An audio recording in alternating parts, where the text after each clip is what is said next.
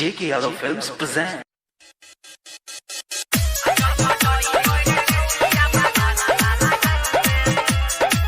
J.K. Yadav Films.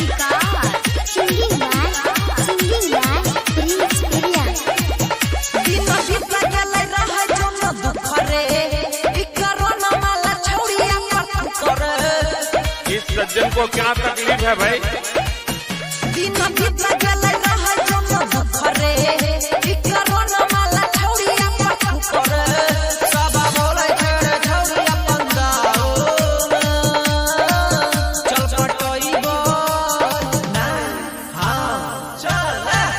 चल पटोई होइरे माला है बगल माला गाँव में। चल पटोई होइरे छोड़िया बगल माला गाँव में।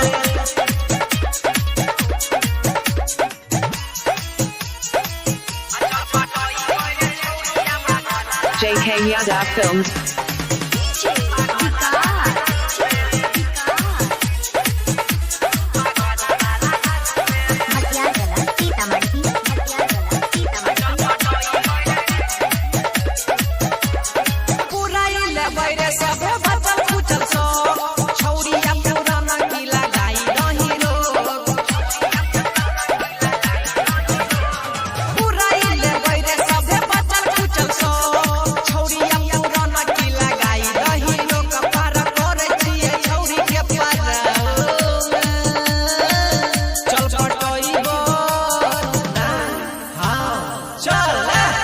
चल पटोई होइरे माला है बगल माला गाँव में।